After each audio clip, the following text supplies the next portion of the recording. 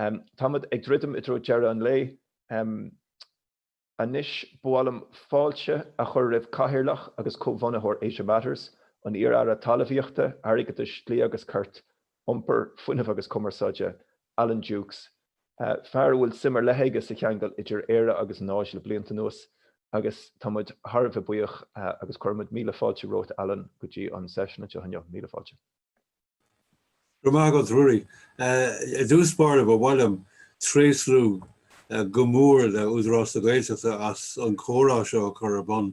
Líonn sé díreach I gceart leis an 6 Ibre atá arsúlaing in Aire Matters tá mar fada dús.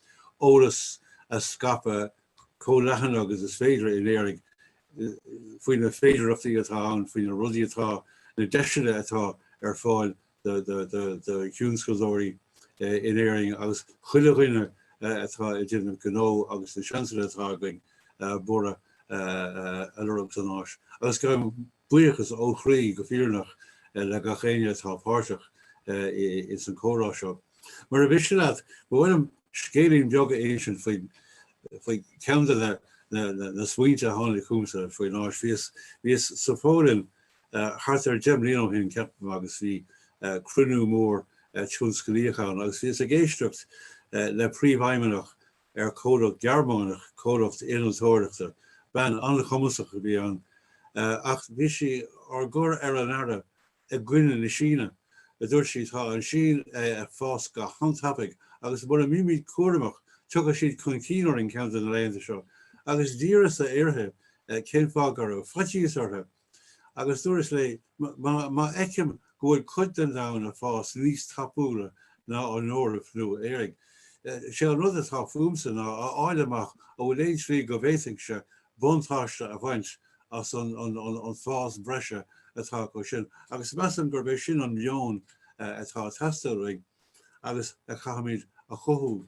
Agus seisiún mar an ceannatá déanta go gnis chuidí sé go hanmhór leis an obair sin. A ríist cha mé rágam an consa tá mé snú le tamal fada nuas le achtra den taisteo le córá den taisteo a churbán sa Gaeltacht. Tá mé a géirí an obair seo a lehanúach fan dír tá a got bíon rudí lunathe lá Críoch hí sé dechar líon thugad isteach. Bhuiilch le dia tá COVID éis taí níos fearr a thuirtúig ar cumarsáide bheitthegaigh ar bain níos leithne agus tá antásta faoi sin. Díreach chuir leis le 6 áisina agus le 6 ceangal a bhí faoi capital ag gachéon ceangal le chaintóirí a bhíh go dtíobh. sé sin go díreach an rud atá teastáúine in Aire Matters a chur go fuairleathan sa tír. Dá bhéid ólas atá going ar an gleachta atá ag éirigh agus cólachtaí éirnacha dreileáil leis an áis se is mó seansara a bheith going bora a chur faoin táirge agus faoin cumarsáide atá going. Cha mé rá freisin go bhfuil bhí an spéise gom sa bhéid a bhí árá ag Siobhán, mar tá sais cléire áirigh bheith a gcónaí a brathnú ar inistíocht I ddíortha eile agus bheith a brathnú ar céadas féidiring a díal go tíortha eile agus leis sin thar a bheith táachtaí. A tá buntáistí le fáile bhain freisin as inistíocht ó thiortha eile agus ó thiortha sa náis in éiring agus targaí ó náis áile isteach in éiring cáid an dá héamh den cheist nucha agus meam gur gnéad táachta bhí sin cinnte táid anbhródúil as na targaí a chur muidne sir ach tá targaí spéisiúla a dééis bhí se bheith brathnú ar a thugad a níor agus sin gnéad an cheist nach go gahamid chibád a gcuine. Chun déire churis gam a rís buchas ó chrí leis an údarás le tain le sinnéad agus gacha bhfuil déanta goibh chun an Seimineár seo a chur fáil gur míle maithagah. Míle buchas as sin agus as an buchas Alan. Ar deire bualam fáilte chur raibh Mícheál Ó Príomhfheidhmeannach Údarás na Gaeltachta le coppla focail ará gur mín mhaig éis Alan. Gurmagat Rúri agus Gurmíle Magat LNS an písa canse fear spatial sin Hortschwein agus de chuid tahí an ábhar a rint. Tá Harveh buchtíd freisin mar Cathaoirleach Asia Matters is ach den takeíocht leanúnach a ansmuid ó Asia Matters agus ongrésan agus tá fearhuioch go Martin Murray agus Samantha Hobbs is ach den takeíocht de thugann siad ó bhain leanúnach in Shráid Gréasan. Agus bháilm buchas Blacka le Martin agus Samantha is ach den Chorh Jacob in Aigrú an Léinmh thug an Cathaoirleach Anna dar gor lecí hain Rory O'Neill Rona Mícheál agus Cléanna ní Grífa agus sin ní aharta is acht an obair go léir chuisteach in Aigrú an ócaid seo. Harcheannaire Údarás agus muid ag deide an Seimineár. Bháilm buchas a ghlacail an canseir ar fad a bhí linneomh agus a rineach go deolalas a go chuid taithí ar margaí na háise linn. Tá go leor ólas ábhara agus lóchar fáte aganíneomh agus muid ag fálam an sainolalas agus an taithí a taig na canseirí éagsúla seo. Agus uair siad sásta a rint linn. Gur míle maithagah is achtar go dáma a thuirt an incur rinne sib agus is achtan síime tá agaí takeú le cólachtaí Gaeltachta eile le dulchan cín in san airnáil seo.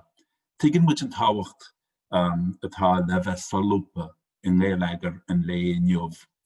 Tá sé soléir an méid atá clisteagainn go bhfuil agus go mé tócaí eacnamaíocht de tíiriise ag brag go mór agus ceangail se go dlú leis an áise. Agus tá muide in seo san Údarás I ggéire an takeíocht chuí ó thuirt de chólachta Gaeltachta agus na deisinaí mar atá léirithe in seo inniuh a hapú. Tá réon lehan takeíochtaí ar fáil an Údarás agus mar chéad chéim bhailach muid de éon chólacht nó éon intrí. Dulchan cainte le feiminí de chuid an Údarás. Is acu atá an sainolalas clí le cabhrú le cólachtaí fás agus Forbairt sna blianta amachróin. Agus bé muid chamáile sin an anmhéid tarint ar achhaní ar chomhpháirtithe I lehéidí Fiontraíochta sna consulachtaí éagsúla, sna hambasáide éagsúla ar fud na háise in san obair seo. Ar deir bháilm rá gur ma Harveh buach go chuilechanna ghlaachpáirt in seoinneomh den na canseirí éagsúla na Cathaoirleach agus den locht fechanna agus éisteachta a go bhfuil feartháhachtach le na bhfuil se feartháhacht le na hógaidí seo chun ólas agus taithí a rint agus tá muid I gceithre bheith a gobar líb an san am amachrún chun na deisinaí agus féidireachtaí atá an go cólachtaí Gaeltachta a aithint agus thuirt chun cín mar chuid dar níoreachtaí le cinntiú go mé an réigiún Gaeltachta mar réigiún din sco ar chaideán damhanda sna blianta amachrún. Gur míle maithagah. A cháirte tá deras tácail inar session aigear an Áise tá súla goin ghfuil beidir ghfuil síl beag curtha goin agus cothas cén fása thioctaí ar amachchan seo. Tá tuile ólas faoi haceachtaí le fáil ar Shráid na Údarás www.údarás.ie agus tá súla goin an tafad den seminar seo chrucha go lua ónas go bheidh sé ar fáil amachchan seo. Míl buchas an caintear ar fad a bhí sásta chudama agus taithí a roinnt buchas freisin na Asia Matters as a daciacht agus ar deir buchas mór le Róna Mícheál agus le Clinic Grífa as an obair go léir agus gan níiad ní bheith man seo hanneá.